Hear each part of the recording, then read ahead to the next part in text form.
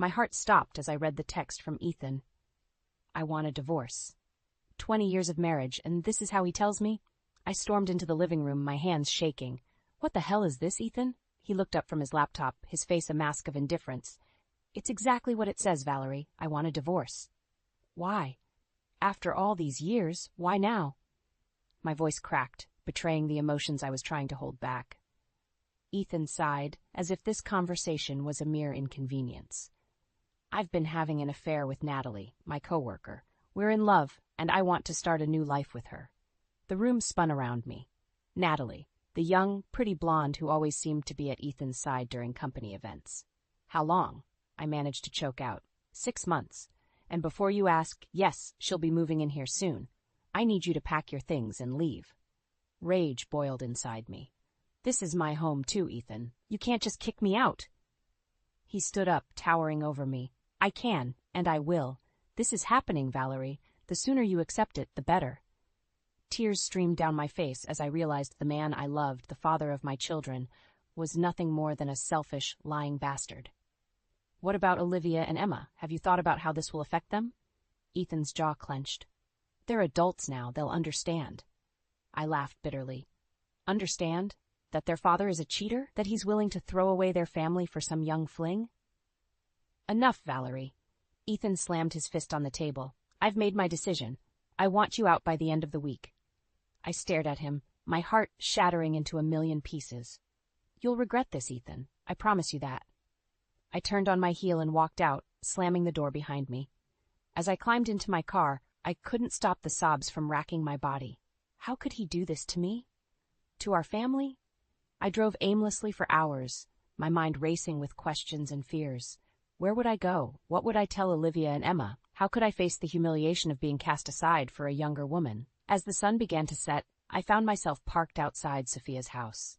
She opened the door, her eyes widening as she took in my tear-stained face. Val? What happened? I collapsed into her arms, the words pouring out of me. Ethan? He's leaving me. For his coworker. He wants me out of the house. Sophia held me tight, her voice fierce. That bastard. I always knew there was something off about him. Don't you worry, Val. We'll get through this together. He's not going to get away with this. As I cried in my best friend's embrace, I knew she was right. I would fight for what was mine. I would show Ethan that I wasn't some weak, pathetic woman he could just toss aside. He had no idea who he was messing with. This was just the beginning. I walked into the house, dreading the conversation I was about to have with my daughters. Olivia and Emma were sitting at the kitchen table, their faces buried in their phones. They looked up as I entered, their expressions unreadable. Girls, we need to talk, I said, my voice trembling slightly. Olivia raised an eyebrow. Is this about Dad's new girlfriend? I felt like I'd been punched in the gut. You know about Natalie? Emma rolled her eyes. Of course we know, Mom. We're not stupid. Dad's been spending all his time with her for months. And you're okay with this? I asked, incredulous. Olivia shrugged. Why wouldn't we be? Dad's happy. Natalie's nice. And honestly, Mom, it's not like you've been around much anyway. Her words stung. What's that supposed to mean? You're always working, Emma chimed in. You're never here for us. Dad's the one who's been there, taking us to school, helping with homework. You're too busy with your precious clients. I couldn't believe what I was hearing. My own daughters turning against me. I work hard to provide for this family, I said, my voice rising. Everything I do is for you girls. Olivia scoffed. Yeah, right. You just can't stand the thought of Dad being happy with someone else. You're selfish, Mom. You always have been. Tears pricked at my eyes. How can you say that? I love you both more than anything. If you really loved us, you'd want us to be happy, Emma said coldly. And we're happy with Dad and Natalie. We don't need you. I felt like my heart was being ripped out of my chest. My own flesh and blood, siding with their cheating father and his mistress. Ethan put you up to this, didn't he? I said, realization dawning. He's been poisoning you against me. Olivia stood up, her face twisted in anger. No one put us up to anything. We're old enough to make our own decisions, and we've decided we want to live with Dad and Natalie. You're not welcome here anymore. I stumbled back, my vision blurring with tears. You don't mean that. Emma stood beside her sister, her arms crossed. We do. Get out, Mom, and don't come back. I fled the house, my heart shattered into a million pieces. I collapsed onto the front lawn, sobbing uncontrollably. How could everything have fallen apart so quickly? My husband, my daughters, my entire life, all gone in the blink of an eye. As I lay there, consumed by grief and betrayal, a small spark of anger began to grow inside me. Ethan had done this. He had turned my own children against me, manipulating them for his own selfish gain. And Natalie, that conniving little bitch, had played along, pretending to be their friend while she tore our family apart. I picked myself up off the ground, wiping away my tears. I wouldn't let them get away with this. I would fight for what was mine. I would make them pay for what they'd done. I pulled out my phone and dialed the number of the best divorce attorney in town. "Hello, this is Valerie," I said, my voice steady and determined. "I need your help. My husband has been cheating on me, and he's turned my daughters against me. I want to take him for everything he's got." As I hung up the phone, I felt a sense of purpose wash over me. I would come out of this stronger than ever. And Ethan and Natalie? They would regret the day they ever crossed me. I sat in my attorney's office, my hands clenched tightly in my lap as he reviewed the documents I'd brought him. Bank statements, credit card bills, receipts, all evidence of Ethan's betrayal. "Well, Mrs. Thompson," he said, looking up from the papers, "it seems your husband has been quite busy." I nodded, my jaw tight. "He's been siphoning money from our joint account for months. I had no idea until I started digging." My attorney, a sharp-eyed man named Jack, leaned back in his chair. "And what do you suspect he's been using the money for?" I let out a bitter laugh. "His little fling with Natalie, of course. Fancy dinners, expensive gifts, weekend getaways. He's been living it up while I've been working my ass off to keep our family afloat." Jack nodded, his expression grim. "I see. And what about your shared assets? Your home, your investments?" I swallowed hard, remembering the conversation I'd overheard between Ethan and Natalie. He's planning to use everything we've built together to start a new business with her. He wants to leave me with nothing. Jack's eyes narrowed. "Not on my watch. He won't. We'll make sure you get what you're entitled to, Mrs. Thompson. Every last penny." I felt a surge of gratitude towards this man, who seemed to be the only one on my side. "Thank you, Jack. I don't know what I'd do without you." He smiled, but there was a hard edge to it. "Thank me when we've taken your husband to the cleaners. Now let's talk strategy." For the next hour, we pored over the evidence I'd gathered, building a case against Ethan. Jack was confident we could prove not only his infidelity, but also his financial misconduct. He would pay for what he'd done, in more ways than one. As I left the office, I felt a sense of purpose coursing through my veins. I would not let Ethan destroy me. I would fight back with everything I had. My phone buzzed with a text from Sophia. "How'd it go with the lawyer?" I quickly typed out a response. "Better than I could have hoped. We're going to make Ethan regret the day he ever met Natalie." Her reply was immediate. "That's my girl. I'm so proud of you, Val. You're a fighter." I smiled, feeling a rush of affection for my best friend. She had been my rock through all of this, never wavering in her support. I don't know how I would have survived without her. As I climbed into my car, I caught a glimpse of myself in the rearview mirror. My eyes were red and puffy from crying, my skin pale and drawn. But there was a fire in my gaze that hadn't been there before. A determination to see this through, no matter what. I thought of Olivia and Emma, my precious girls who had been so easily swayed by their father's lies. I would show them the truth. I would make them see the kind of man he really was. And Natalie, that conniving little snake, she thought she could just waltz into my life and steal my husband, my family, my everything. Well, she had another thing coming. I would expose her for the gold-digging homewrecker she was. As I pulled out of the parking lot, I felt a sense of calm wash over me. I had a long road ahead of me, but I was ready for the fight. Ethan and Natalie had no idea who they were dealing with. I was Valerie Thompson, and I would not be broken. I sat across from Jack, my heart pounding as he slid a folder across the desk. "We've got him, Valerie," he said, a triumphant gleam in his eye. "The evidence of Ethan's infidelity and financial misconduct is irrefutable." With trembling hands, I opened the folder, my eyes widening as I took in the contents. Photos of Ethan and Natalie in intimate embraces, receipts for lavish gifts and hotel stays, bank statements showing large transfers from our joint account to Natalie's personal one. It was all there, laid out in black and white. "He can't wriggle out of this," Jack said, leaning back in his chair. "We have him dead to rights." I felt a surge of relief, followed quickly by a twist of anger. "I want him to pay, Jack, for everything he's done to me and our family." Jack nodded, his expression serious. "He will, Valerie, I promise you that." Just then, my phone buzzed with an incoming call. I glanced at the screen, my stomach dropping as I saw Sophia's name. "I'm sorry. I have to take this," I said, stepping out of the office. "Val, have you seen the posts on Facebook?" Sophia's voice was tight with anger. "What posts?" I asked, my heart sinking. "Ethan's been spreading lies about you, saying you were the one who cheated, that you're an unfit mother. It's all over social media."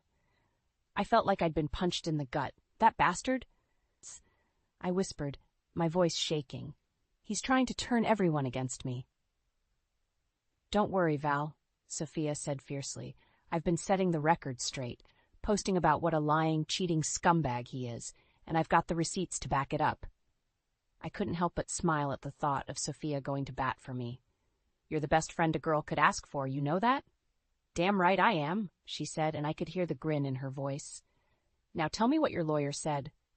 I filled her in on the evidence Jack had uncovered, my anger growing with every word. "He's not going to get away with this, Soph. I won't let him." "Damn straight," she said. "You're a fighter, Val. You've got this." I hung up the phone, feeling a renewed sense of determination. Ethan could spread all the lies he wanted. I had the truth on my side. I marched back into Jack's office, my head held high. "Let's do this," I said, my voice steady. "I'm ready to file for divorce." Jack smiled, a glint of admiration in his eye. "I'll have the papers drawn up immediately. Ethan won't know what hit him." As I left the office, I couldn't help but feel a sense of anticipation. The road ahead wouldn't be easy, but I was ready for the fight. Ethan had picked the wrong woman to mess with. I drove to Sophia's house, my mind racing with plans and strategies. She opened the door before I even had a chance to knock, pulling me into a tight hug. "We're going to make him pay, Val," she said, her voice muffled against my shoulder, "for everything he's done to you." I hugged her back, feeling a rush of gratitude for this amazing woman who had stood by me through thick and thin. "I couldn't do this without you, Soph. You know that, right?" She pulled back, her eyes shining with tears. "That's what best friends are for, babe. Now let's get to work. We've got a lying, cheating bastard to take down." As we sat at her kitchen table, poring over the evidence and plotting our next moves, I felt a sense of calm wash over me. I had the truth, I had the law, and I had my best friend by my side. Ethan didn't stand a chance. I stormed into the house, the divorce papers clutched tightly in my hand. Ethan was sitting on the couch, his arm draped casually around Natalie's shoulders. They both looked up as I entered, their expressions a mix of surprise and annoyance. "What the hell are you doing here, Valerie?" Ethan asked, standing up. "I thought I made it clear you weren't welcome anymore." I threw the papers at his feet, my eyes blazing with fury. "I'm here to serve you with divorce papers, you lying, cheating bastard." Natalie's eyes widened, her face going pale. "Divorce papers? Ethan, what's going on?" I laughed, the sound harsh and bitter. "Oh, he hasn't told you? Your precious Ethan has been siphoning money from our joint account to fund your little love nest. And that's just the tip of the iceberg." Ethan's face twisted in anger. "You have no proof of that. It's just your word against mine." I smiled, a cold, triumphant thing. "Actually, I have plenty of proof. Bank statements, credit card receipts, photos of you two together. My lawyer has it all." Olivia and Emma chose that moment to walk in, their faces confused and wary. "Mom, what's going on?" Emma asked. I turned to them, my heart breaking at the sight of their innocent faces. "Your father has been lying to us girls. He's been cheating on me with Natalie and stealing money from our family to do it." Olivia's face hardened. "That's not true. Dad would never do that." I shook my head, my eyes filling with tears. "I'm sorry, baby, but it is true. I have proof. He's been manipulating you, turning you against me." Ethan stepped forward, his face a mask of fury. "Don't listen to her, girls. She's just trying to turn you against me. She's the one who's been neglecting this family, not me." I laughed, the sound harsh and bitter. "Neglecting?" I've been working my ass off to provide for this family while you've been off playing house with your little girlfriend." Natalie stood up, her face flushed with anger. "Don't talk to him like that. Ethan loves me, and he loves these girls. You're just a bitter, jealous woman who can't stand to see him happy." I turned on her, my eyes flashing. "You shut your mouth, you little homewrecker. You think you can just waltz in here and steal my husband, my family? Well, think again. I'm not going down without a fight." Ethan stepped between us, his face twisted in a sneer. "You're pathetic, Valerie. You really think you can win against me? I've got the girls on my side, and I've got Natalie. What do you have?" "Nothing." I smiled, a cold, dangerous thing. "I have the law on my side, Ethan, and I have the truth. You can try to manipulate and lie your way out of this, but in the end the truth will come out, and you'll be left with nothing." I turned to the girls, my heart breaking at the confusion and hurt on their faces. "I love you both, more than anything in this world, and I know this is hard to hear, but your father is not the man you think he is. He's a liar and a cheat, and he doesn't deserve your loyalty." Olivia's face crumpled, tears spilling down her cheeks. "I don't know what to believe anymore." I reached out, pulling her into a hug. "Believe in yourself, baby. Believe in what you know is right, and know that I will always, always be here for you, no matter what." Emma stepped forward, her face set in determination. "I believe you, Mom. I'm sorry I ever doubted you." I hugged her tight, my heart swelling with love and pride. "It's okay, baby. We're going to get through this together." I turned back to Ethan and Natalie, my eyes hard and unyielding. "I'm filing for divorce, Ethan, and I'm going to make sure you pay for what you've done. You picked the wrong woman to mess with." With that, I turned on my heel and walked out, my head held high. The battle had just begun, but I was ready for the fight. Ethan and Natalie had no idea what they were up against. I sat in the courtroom, my heart pounding as Jack presented our case to the judge. Ethan sat on the other side of the room, his face a mask of arrogance and disdain. Natalie was nowhere to be seen. "Your Honor," Jack said, his voice ringing with conviction, "we have irrefutable evidence that Mr. Thompson has engaged in extramarital affairs and has misused marital assets to fund his infidelity. We also have proof that he has attempted to manipulate his children and turn them against their mother." The judge, a stern-looking woman in her 50s, nodded gravely. "I have reviewed the evidence, Mr. Stevens, and I must say it is quite compelling." Ethan's lawyer, a slick-looking man in an expensive suit, stood up. "Your Honor, this so-called evidence is nothing more than hearsay and speculation. My client is a devoted husband and father who has been unfairly maligned by his vindictive ex-wife." I felt a surge of anger at his words. How dare he try to paint me as the villain in this story? But Jack was ready for him. "With all due respect, Your Honor, the evidence speaks for itself. We have bank statements, credit card receipts, and photographic proof of Mr. Thompson's infidelity and financial misconduct. This is not hearsay or speculation. It is fact." The judge nodded, her eyes narrowing as she turned to Ethan. "Mr. Thompson, do you have anything to say in your defense?" Ethan stood up, his face a mask of righteous indignation. "Your Honor, I have been nothing but a loving and devoted husband and father. My wife's accusations are baseless and cruel. She is simply trying to punish me for finding happiness with another woman." I couldn't hold back a bitter laugh. "Happiness? Is that what you call it, Ethan? Betraying your family, stealing from our children's future to fund your sordid affair?" The judge banged her gavel, her face stern. "Order in the court. Mr. Thompson, I have heard enough. The evidence against you is overwhelming. I am granting Mrs. Thompson's petition for divorce, and I am awarding her a substantial portion of your shared assets as compensation for your infidelity and financial misconduct." Ethan's face went white with shock. "Your Honor, you can't do this. I'll be ruined." The judge fixed him with a steely glare. "You should have thought of that before you chose to betray your family, Mr. Thompson. Actions have consequences." I felt a rush of vindication as the judge announced her ruling. Finally, after months of pain and betrayal, I had won. Ethan would pay for what he had done. As we left the courtroom, Jack pulled me aside, a small smile on his face. "Congratulations, Valerie. You did it. You stood up for yourself and your children, and you won." I hugged him, tears of relief and gratitude streaming down my face. "I couldn't have done it without you, Jack. Thank you from the bottom of my heart. As I stepped out into the bright sunlight, I felt a sense of freedom wash over me. The nightmare was finally over. I was free from Ethan's lies and manipulation, free to start a new life on my own terms. And then I saw her. Natalie, standing on the courthouse steps, her face a mask of shock and disbelief. "Ethan?" she called out, her voice trembling. "What happened? What's going on?" I watched as Ethan walked past her, his head bowed in defeat. "It's over, Natalie. We're done. I've lost everything." Natalie's face crumpled, tears spilling down her cheeks. "But what about us? What about our future together?" Ethan shook his head, his voice bitter. "There is no future, Natalie. I'm broke, and I'm alone. You'd better find someone else to leech off of." I watched as Natalie collapsed to the ground, sobbing hysterically. A part of me felt a twisted sense of satisfaction at seeing her suffer. She had played a part in destroying my family, and now she was getting what she deserved. But mostly I just tired of the lies, the betrayal, the endless fighting. I was ready to move on, to build a new life for myself and my children. I walked away from the courthouse, my head held high.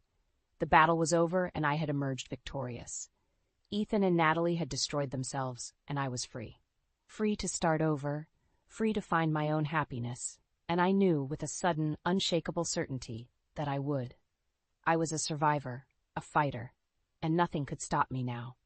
I sat in my new apartment, surrounded by boxes and the remnants of my old life. It had been a year since the divorce, and I was finally starting to feel like myself again. I had a new home, a thriving business, and a sense of peace that I hadn't known in years. But there was still one loose end that needed tying up.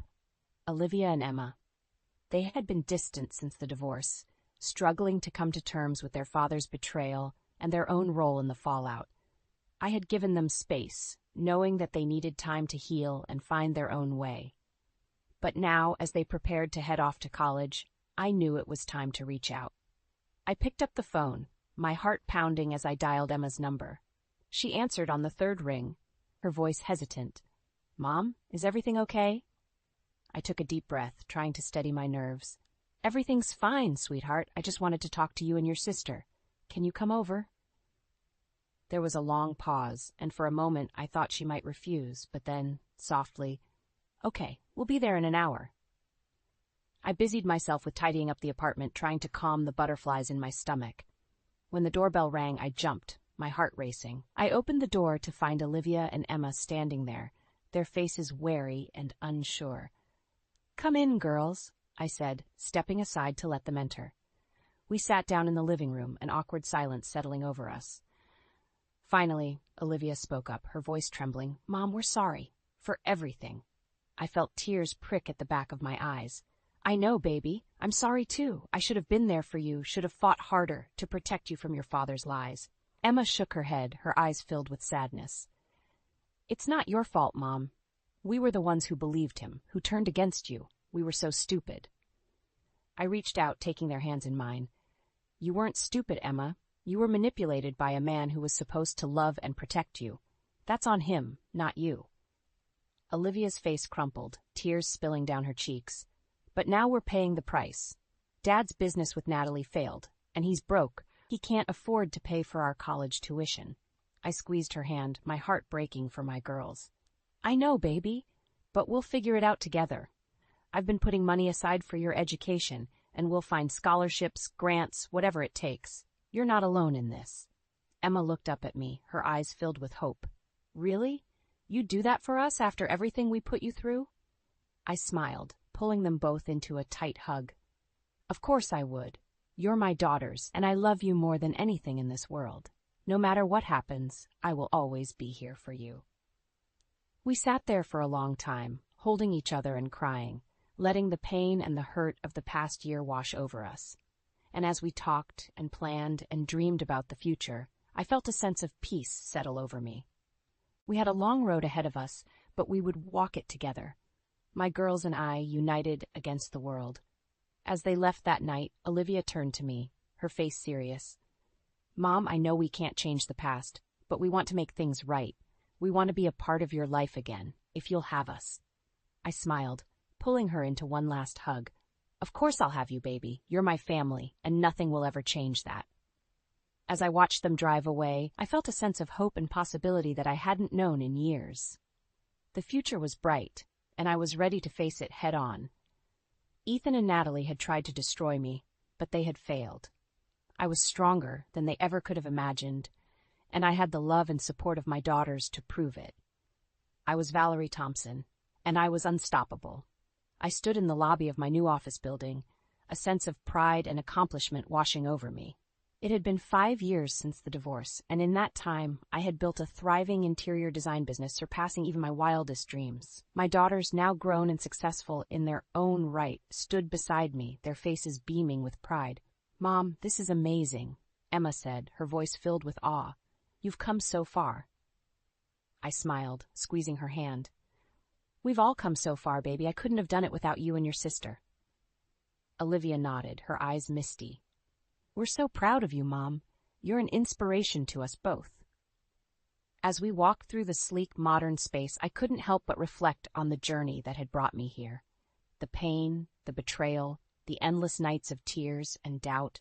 But through it all, I had emerged stronger, more resilient, more determined than ever to build a life of my own. And I had succeeded beyond my wildest dreams. As we celebrated the grand opening of my new office, surrounded by friends, colleagues, and clients, I felt a tap on my shoulder. I turned to find Sophia, my best friend and constant support, standing there with a knowing smile on her face. "Congratulations, Val," she said, pulling me into a tight hug. "You did it. You showed them all." I hugged her back, tears pricking at the corners of my eyes. "I couldn't have done it without you, Soph. You've been my rock through all of this." She pulled back, her face serious. "I have some news, Val, about Ethan." I felt a flicker of apprehension, but pushed it aside. Ethan was a part of my past, a distant memory that no longer held any power over me. "What about him?" Sophia took a deep breath. "He's broke, Val. His business with Natalie failed, and he's been struggling to make ends meet. I heard he's even had to move back in with his parents." I felt a twinge of satisfaction at the news, but it was fleeting. I had moved on, built a new life for myself. Ethan's fate was no longer my concern. "I'm sorry to hear that," I said, my voice even. "But it's not my problem anymore. He made his choices, and now he has to live with the consequences." Sophia nodded, a proud smile on her face. "You're right, Val. You've moved on, and you've built something amazing. Don't let him drag you back down." As the party continued around us, I felt a sense of peace wash over me. I had faced my demons, confronted my past, and emerged victorious. I was no longer the broken, shattered woman I had once been, but a strong, confident, successful one. And I had my daughters to thank for that. As the night wore on, Olivia and Emma pulled me aside, their faces serious. "Mom, we want to apologize," Olivia said, her voice trembling, "for everything we put you through, for not believing in you when you needed us most." I shook my head, pulling them both into a tight hug. "You have nothing to apologize for, my loves. We all made mistakes, but we've learned and grown from them. And look at us now. We're a family again, stronger than ever." Emma nodded, her eyes shining with tears. "We love you, Mom, more than anything in this world." I held them close, my heart full to bursting. "I love you too, my darlings, always and forever." As I looked out over the city skyline, the twinkling lights of the buildings below, I felt a sense of peace and contentment that I had never known before. I had weathered the storm through the darkness and emerged into the light. I was Valerie Thompson, a survivor, a fighter, a woman who had lost everything and built it all back up again. And I knew, with a sudden, unshakable certainty, that nothing could ever bring me down again. I had won, and I had my daughters by my side. And that was all that mattered.